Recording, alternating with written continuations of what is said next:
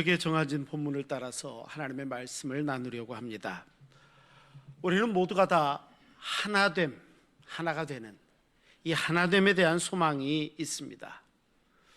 우리 가정에서도 하나가 되고, 직장에서도 하나가 되고, 무엇보다도 교회 안에서도 하나가 되기를 원합니다. 그런데 참 이상하지요.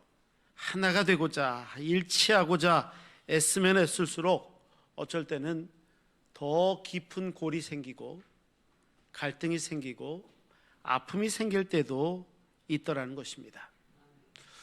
목회자로서 목회를 하면서 제일 안타까울 때는 실은 그런 때입니다. 분명히 한 교회인데 교회 안에서 서로 반목할 때, 서로 질시할 때, 서로 말하기 민망한 상황이 발생할 때, 이럴 때는 참 마음이 아픕니다. 그래서는 안 되는데, 그러서는 각자가 세상에서 살아갔던 많은 방식과 기준을 그대로 교회 안으로 가지고 오고, 또 성도들끼리 나를 세우고 상대방의 생각이나 의견은 중요하지 않고 내 신앙적 기준으로 섣부르게 판단할 때입니다. 저 사람은 신앙적이지 않은 것 같아요. 이게 바른 거 아니에요. 이건 성경적인데 저건 성경적이지 않은 것 같아요. 자기 입장에서 그렇게 이야기하면서 갈등하고 아파하고 상처받는 바로 그런 것. 그런데 이런 말씀을 들을 때는 그 모습은 마치 한 몸을 이루고 있는 그리스도의 몸과 같은 교회가 찢겨지고 찢어지는 것만 같은 그런 아픈 모습이 되기 때문이죠. 오늘 본문 고린도 교회가 실은 겪고 있었던 아픔이 바로 이 아픔입니다. 바울은 고린도 교회에 보내는 첫 번째 편지, 이게 고린도 전서입니다. 고린도 전서를 시작하면서 가장 먼저 이 문제를 다루게 되는데 그만큼 교회 안에 문제가 심각했기 때문이겠죠. 그리고 바울은 해결책을 제시합니다. 그런데요, 이 해결책을 제시하는 방법과 내용이 우리 상식하고는 너무 달랐습니다. 어떻게 한 교회가 찢겨져서 상처 입은 것만 같은 상황을 바라보고 그들을 치유하고 그들의 믿음을 키워가고 있었을까요? 오늘 성경은 어떤 말씀을 하고 계실까요? 그래서 우리가 가장 먼저 발견할 수 있는 게 있는데 그것은 마치 소리 없이 찢어지고 있는 옷과 같다라는 느낌을 지울 수가 없다는 것입니다. 10절의 말씀입니다. 한번 읽어볼까요? 10절을 함께 읽습니다. 형제들아, 내가 우리 주 예수 그리스도의 이름으로 너희를 권하노니 모두가 같은 말을 하고 가운데 분쟁이 없이 같은 마음과 같은 뜻으로 온전히 합하라. 아멘. 바울은 이야기합니다. 너희 가운데 분쟁이 없이 하라라고 합니다. 이 말을 거꾸로 이야기하면요, 분쟁이 있다는 겁니다. 분쟁이 있으니까 이제 분쟁이 없이 해야 된다, 이런 말 아닐까요? 여기서 이 분쟁이라는 단어가 참 의미가 있습니다. 스키스마라는 헬라어를 사용하는데 이 단어의 뜻은요, 찢겨져서 벌어진 틈, 그래서 떨어진 갈라진 조각, 분리, 불안, 이런 뜻을 가지고 있는 단어입니다. 예를 들면 요한복음 19장에 가면 예수님께서 십자가에 달리실 때 예수님의 겉옷을 로마 병사들이 다 찢어서 나누어서 가졌던 거 아세요? 그런데 예수님의 속옷은 호수로 짜서 쭉 내려왔는데 이건 찢어지면 의미가 없습니다. 그래서 로마 군병들이 넷이 제비를 뽑습니다. 그래서 예수님의 속옷을 호수로 누군가가 가지고 가게 됩니다. 교회의 모습이 그렇다는 겁니다. 절대 찢겨져서는 안 되는, 찢어짐의 아픔이 없는 그런 온전한 옷과 같은 모습이 교회의 모습이어야 된다는 것입니다. 그런데 바울은 지금 무슨 이야기를 하냐면 고린도 교회가 그리스도의 옷에, 그리스도의 몸에 어울리는 그 그리스도 고린도 교회가 이제 스키스마, 찢겨진 틈이 나타나기 시작했다는 겁니다. 찢어지기 시작하는 아픔, 그겁니다. 그 아픔이 뭐였을까요? 11절과 12절과의 상황을 보니까 교회 안에서 어떤 사람은 나는 바울에게 이렇게 얘기하는 사람이 있고, 어떤 사람은 나는 아볼로에게, 나는 게바에게, 게바는 사도 베드로입니다. 게바, 나는 게바에게, 나는 그리스도께 속한 자다, 이렇게 이야기하면서 주장하면서 교회가 갈라졌다는 것입니다. 그런데 조금 이상하지 않습니까? 왜냐하면 네 분 다 너무 좋은 분들 아니에요? 바울 얼마나 좋은 분입니까?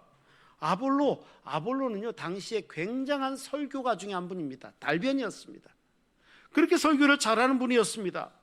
게바, 베드로는 어떻습니까? 예수님의 수석 제자 아닙니까? 예수님의 선임 제자였습니다. 그런데 바울이요, 이걸 문제로 삼는다는 겁니다. 이게 좀 이상하지 않냐는 거죠. 그런데 이 말 뒤에 숨어있는 진짜 뜻을 놓쳐서는 안 됩니다. 뭐가 문제냐면 그들은 내가 바울, 아볼로, 게바, 그리스도 이렇게 이야기하면서 깃발로 삼고 목표로 삼고 목적을 향하여 나아가는 그들이 있었는데, 그들이 그 목표 때문에 편을 가르는 모습이 문제였다는 겁니다. 이게 문제가 되는 겁니다. 아무리 좋은 것이면 어떻습니까? 그 모든 것들이 예수 그리스도보다 더 높아지면 안 되는 겁니다. 그리스도보다 더 높아지면 안 되고, 그렇게 되면 그것이 결국 우상이 되고 분열의 씨앗이 된다는 겁니다. 재작년입니다. 2024년도에 미국에서 대선이 끝나기 전후로 굉장한 갈등을 겪게 됩니다. 그때 그 대선에서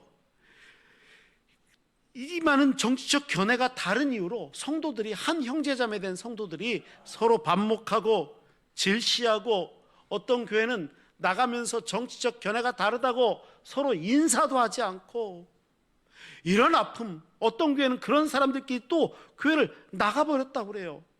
이런 아픔을 겪게 됩니다. 정치적인 신념, 이게 나쁘진 않죠. 사람이라면 얼마든지 정치적인 신념 나름대로 가질 수 있지 않겠습니까? 그런데 내가 가진 정치적인 신념 때문에 믿음의 한 형제자매를 판단하고 교회를 가르고, 그렇게 되는 순간 그 신념은 그리스도의 옷을 찢는 칼날이 되어버리고 만다는 겁니다. 그러면 안 되지 않습니까? 혹시 우리는 어떻습니까? 나도 나만이 가진 어떤 기준을 가지고 다른 사람을 판단하지 않습니까?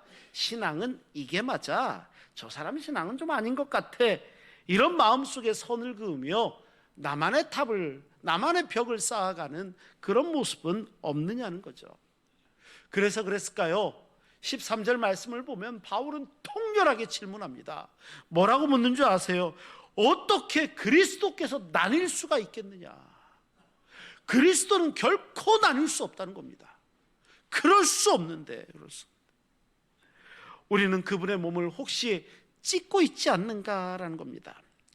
나의 말이, 나의 신앙적인 태도가, 내 판단이, 교회 안에서 다른 성도들을 만날 때 내 입장이 혹시 그리스도의 옷을 찢고 있는 모습으로 드러나서는 절대 안 되기 때문이겠죠.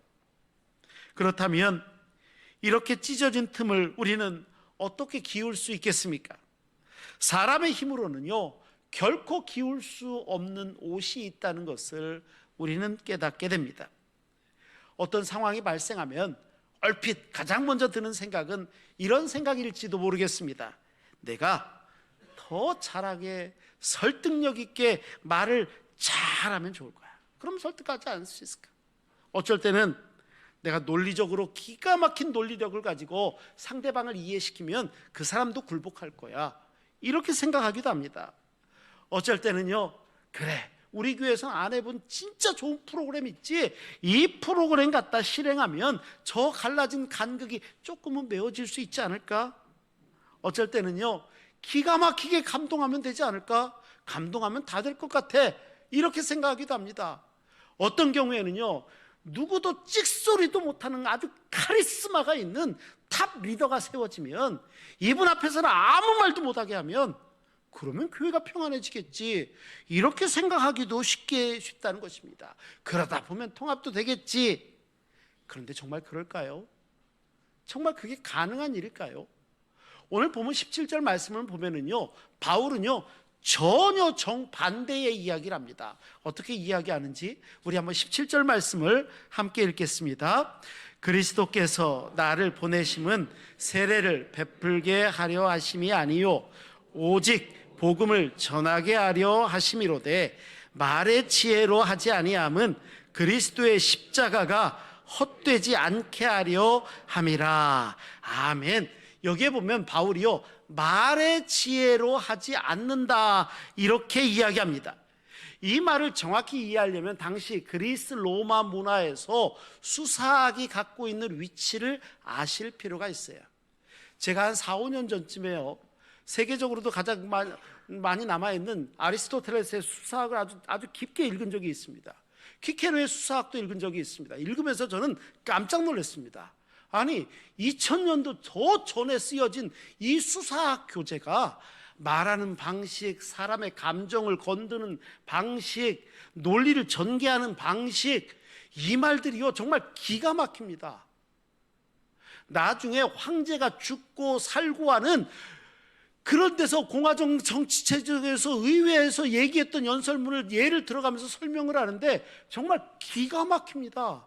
이러니 황제가 죽고 살고 정권이 바뀌고 정말 대단합니다. 그러다 보니까요 고린도라는 도시 자체가 상업의 중심지, 문화의 중심지, 그러다 보니까 학문이 발달하고 웅변술도 발달하고 이런 지적인 능력에 매료되어져서 자기만을 위한 철학가를 집으로 들이기도 하고요, 정말 대단했다는 겁니다. 그러니까 그때 사람들은요 복음도 그렇게 보는 겁니다. 복음도 똑같이 봅니다. 에이, 바울의 설교는 뭔가 깊이가 있는 것 같지 않아? 아볼로 말하는 거 봐, 기가 막히지 않아? 걔는 예수님 제자잖아, 권위가 있어. 자기들끼리 그렇게 판단하는 겁니다. 자꾸만 그렇게 하는 겁니다. 그런데 바울은 이 이야기를 들으며 고린도 교회가 가지고 있는 이 문제를 이야기하며 나는 말의 지혜로 하지 않는다 이렇게 얘기해요. 절대 말의 지혜가 아니라는 것입니다. 이런 인간적인 방법들은요 찢어진 곳을 깁는 게 아니라 오히려 성경이 말씀하고 계시는 유일한 해결책이 무엇이냐면 예수 그리스도의 십자가인데 십자가를 헛되게 만드는 것밖에 안 된다. 말의 지혜가 아니다 이렇게 분명히 이야기하며 이거는 한계가 있다는 겁니다. 분명한 한계. 우리가 잘 아는 러시아의 문호 톨스토이가 쓴 단편 소설 중에 사람은 무엇으로 사는가 이런 책이 있습니다. 스토리는 다 아실 것 같습니다. 이 작품에서 보면 한 천사가 이제 인간 세상으로 내려와서 가난한 구두 수성공회 거기에서 구두를 깁는 일을 하게 됩니다. 어느 날 한 부자가 옵니다. 거들먹거리면서 들어와서 구두를 주문을 하는데 이렇게 주문합니다. 내가 1년 정도는 신어도 까딱이 없을 것만 같은 아주 튼튼한 구두를 하나 만들어 달라 이렇게 이야기합니다. 그런데 천사가 보니까요 이 부자는 그날 밤을 넘기기가 어렵습니다. 그래서 천사가 만들어준 것은 그냥 간단한 실내화입니다. 그리고 과연 그날 저녁 그 귀족은 급사하고 말았습니다. 이 이야기가 하는 것은 핵심은 인간의 지혜와 계획이 아무리 치밀해 보이고 잘 준비해도 결국 하나님의 역사 앞에서는 제한적일 수밖에 없다는 겁니다. 바로 이 사실을 이야기합니다. 마찬가지입니다. 우리도 내일 일을 알 수 없다라는 것에 보면 똑같다는 것입니다. 이런 한계가 있는 우리가 어떻게 찢어진 관계를 다시 회복할 수 있고 깨진 공동체를 내가 만든 어떤 방법으로 다시 회복할 수 있게 되겠는가, 바로 그겁니다. 오늘날 많은 교회들이 너무나도 자주 사람의 바늘로 찢어진 곳을 꿰매려고 할 때가 있습니다. 교회에 갈등이 생기면 그래 더 좀 좋은 유능한 전문가를 데려오면 되겠지 생각합니다. 좀 더 세련된 아주 프로그램 우리가 안 해본 것을 갖다가 하면 잘 되겠지, 아니면 어떤 감동적인 이벤트 눈물 한번 흘리게 하면 되겠지 이렇게 생각하곤 합니다. 물론 이런 것들이 잘못된 건 아닙니다. 잘못된 건 아닙니다. 하지만 만약에 가장 본질된 예수 그리스도의 십자가, 이것들은 다 잊어버리고 인간적인 방법론만 집중하고 있다면 이때부터 이것이 잘못된다는 것이고, 그렇게 하면 고린도 교회가 했던 실수를 우리도 똑같이 반복하는 것밖에 되지 않겠습니까? 바로 그것이라는 것입니다.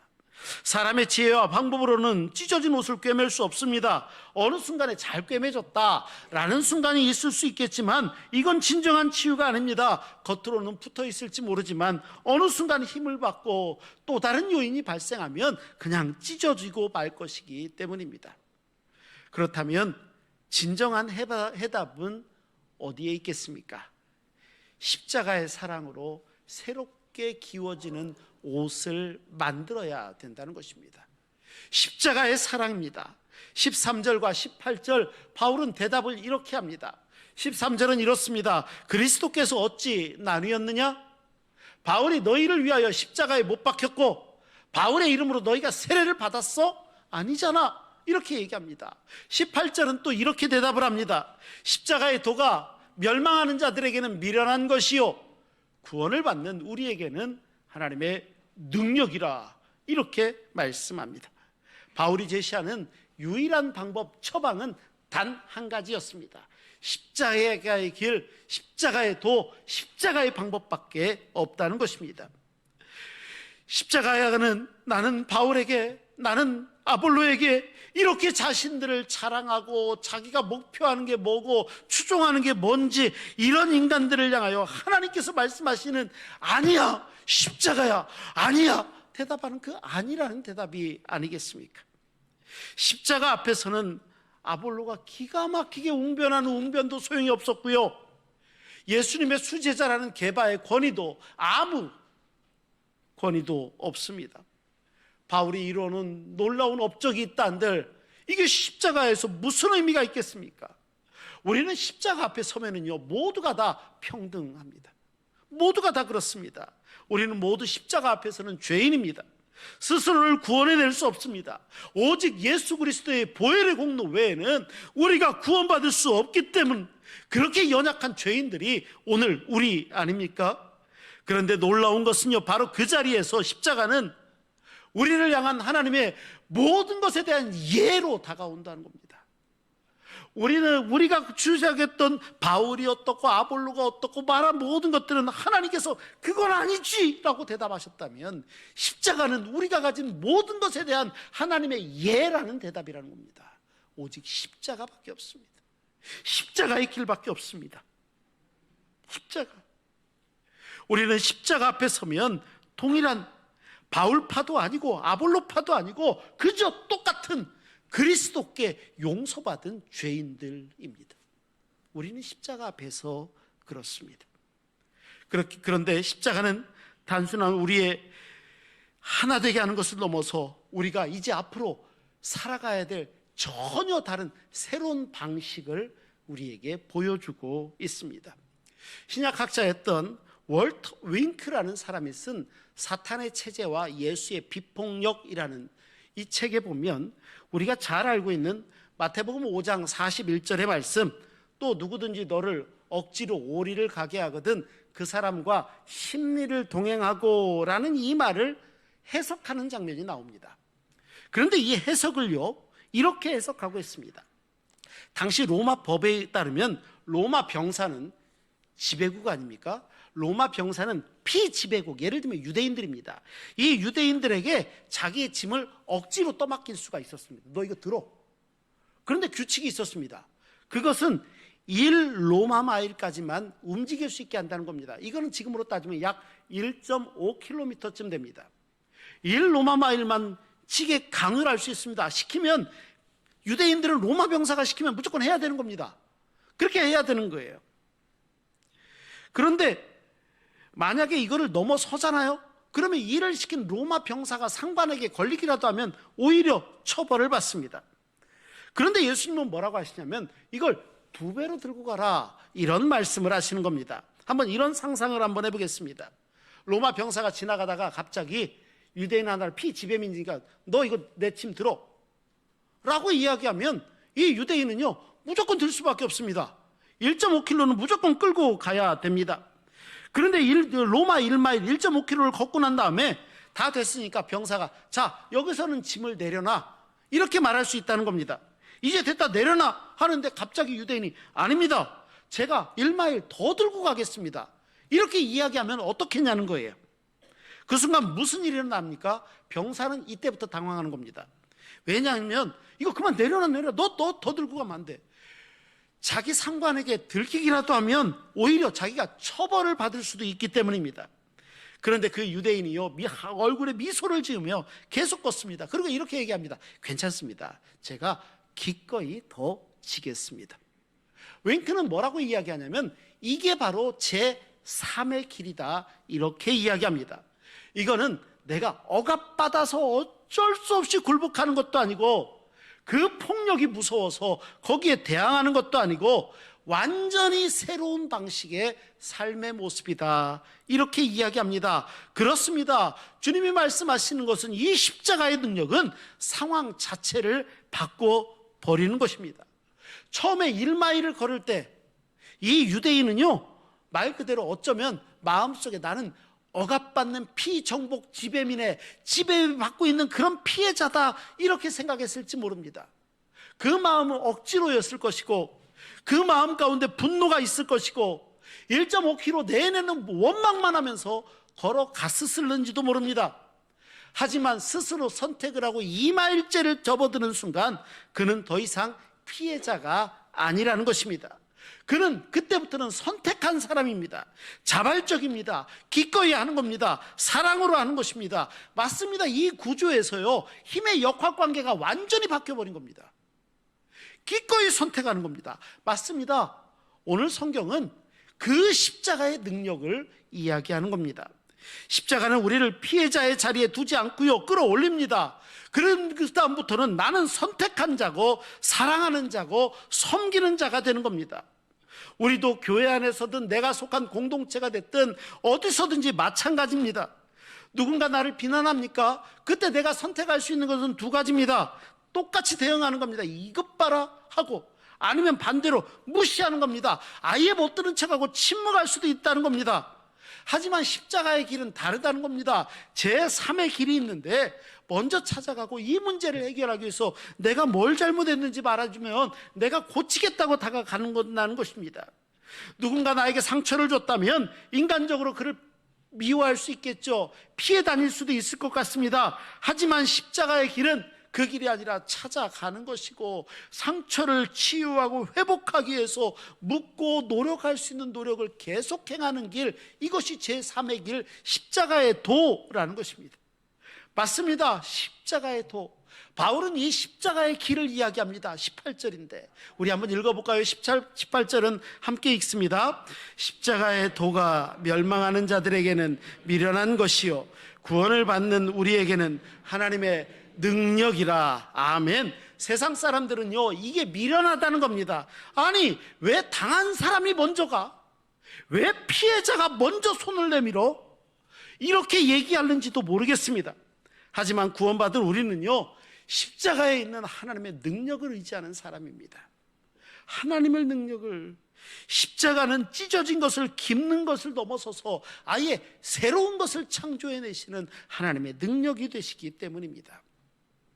우리가 잘 알고 있는 독일의 신학자 디트리히 보네퍼는요, 그의 저서 나를 따르라 라는 책에 보면 이런 말을 합니다. 값싼 은혜가 교회의 큰 대적이다는 거예요. 값비싼 은혜만이 교회의 진짜 보화다, 이렇게 이야기합니다. 그는 결국 나치에 저항하다가 1945년 처형을 당하고 맙니다. 하지만 진정한 의미 잘 가르쳐주고 있습니다. 십자가의 은혜가 우리에게 값없이 온 게 아니고 값 있었다는 겁니다. 우리는요, 십자가의 은혜를 너무 값쌉니다. 맞습니다. 얼마나 값싼지 우리는 그저 믿기만 하면 됩니다. 너무 쉽습니다. 그저 믿기만 하면 됩니다. 그런데 그게 정말로 값이 없습니까? 잘 생각해 보십시오. 반대 입장에서 하나님은요, 우리가 믿기만 하면 되는 그렇게 값싼 은혜처럼 치부해버리는 그 은혜 때문에 당신의 독생자 아들 예수 그리스도를요, 십자가에 달려 죽기까지 하시는 어마어마한 대가를 지불하시고 우리에게 은혜를 주셨다는 겁니다.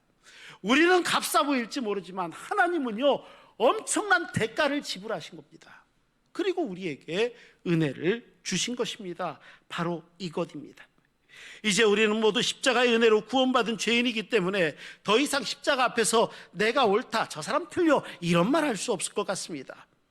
우리는 모두 십자가 앞에 서면은요, 그저 구원받은, 그리스도께 용서받은 죄인이기 때문입니다. 우리는 다 십자가 앞에 있습니다. 그래서 우리 주님께서는 이제 새로운 명령을 우리에게 하십니다. 요한복음 13장 34절이 그 말씀입니다. 새 계명을 너희에게 주노니 서로 사랑하라. 내가 너희를 사랑한 것 같이 너희도 서로 사랑하라. 화면에 있는데 우리 한번 같이 읽어볼까요? 다시 읽습니다. 시작. 새 계명을 너희에게 주노니 서로 사랑하라. 내가 너희를 사랑한 것 같이 너희도 서로 사랑하라. 아멘. 분열의 아픔 때문에 갈등하던 신음하던 고린도 교회, 오늘 말씀을 통해서 보지만 이 말씀이 거울이 되고 나서 보니까 오늘 우리는 성경 속에서 우리의 모습을 발견하지는 않습니까? 어쩌면 나도 똑같다. 나도 모르게 본능적으로 편가르기 하는 거 좋아하고 내가 가진 의와 내가 가진 지혜로 그리스도의 몸된 교회를 찢는데 너무 자연스러웠던 연약한 죄인의 모습, 어쩌면 오늘 우리의 어떤 부분이 아니었는지도 모르겠습니다. 내가 찢어놓고 그 틈을 내 힘과 지혜로 얼마든지 꿰매려고 기울 수 있다고 생각하는 게 우리였을지 모릅니다. 세상의 권모술수 그대로 거리낌 없이 교회로 가져오려고 하고 전혀 영적이거나 신앙적이지 않은 방법으로 무언가를 교회에서 이루려고 한다면 혹시 우리는 십자가의 영광을 가리는 모습으로 하나님 앞에 서 있지는 않은지 한번 살펴보아야 됩니다. 하나님께서는 우리에게 유일한 길을 보여주십니다. 그 길은 십자가의 도입니다. 오직 십자가의 길입니다. 십자가는요, 너는 누구파야? 어디에 속해 있어? 이거를 묻지 않습니다. 십자가는 오히려 예수 그리스도 안에서 우리가 어디에 있는지를 말씀합니다. 내가 누군지를 말씀합니다. 그게 십자가입니다. 그 십자가는 우리를 억압받는 피해자의 자리라고 생각하고 있는 거기에서 우리를 끌어올립니다. 그리고 우리가 기꺼이 선택할 수 있는 자로, 사랑하는 자로, 화해를 만들어가는 자로 그렇게 우리를 세우십니다. 이제 주님은 우리가 붙들고 있었던 인간적인 자랑의 깃발들이 있다면 그 목적과 목표와 깃발들을 이제 좀 내려놔라 라고 말씀하시는 것 같습니다. 그리고 십자가 앞으로 우리가 다 나아갑니다. 그리스도 앞에 내가 고민하는 것, 내가 상처받아 아파했던 대상, 이유, 모든 건 내려놓고 이 모든 것들을 허락하시고 나를 사랑하시는 주님의 사랑 앞에 우리가 기꺼이 무릎을 꿇기를 원하시는 그리스도의 마음이 있음을 잊어서는 안 됩니다. 맞습니다. 이제 우리는 그리스도의 몸을 찢는 자가 아니라 세상은 우리에게 미련하다 이렇게 이야기하는 그 십자가의 복음을 들고 기꺼이 찢어진 곳을 향하여 나아가는 사람, 상처받은 이의 상처를 치료하고자 서 있는 사람, 그런 사람이 되어야 되지 않겠습니까? 가정 안에서도 내가 문제가 있으면 먼저 내가 손을 내밀어야 됩니다. 직장에서도 화해를 위해서 용서를 구할 일이 있으면 내가 먼저 용서를 구해야 됩니다. 교회 안에서도 기꺼이 화해의 다리가 되기 위해서 내가 밟히더라도 화해가 되어야 된다는 그 모습을 갖는다면 우리가 찢어진 곳을 깁는 사람, 바로 그 사람이 오늘 우리의 모습이지 않겠습니까? 이렇게 할 때 하나님께서는 우리 한 사람 한 사람을 통하여 이 땅 가운데 하나님의 나라를 만들어 가실 것이기 때문입니다. 이렇게 믿음으로 우리에게 허락하신 모든 시간을 통해서 하나님의 나라를 이루어가는 거룩하고 복된 믿음의 자녀들, 오늘 예배하는 우리 신흥의 성도들 한 분 한 분 다 되시기를 주의 이름으로 축원합니다. 기도하시겠습니다. 거룩하시고 자비로우신 아버지 하나님, 우리가 기꺼이 그리스도의 몸된 교회를 향하여 찢어진 옷을 기워나가는 저희 모두가 되게 하여 주옵소서. 우리 구주 예수 그리스도의 이름으로 기도하옵나이다. 아멘.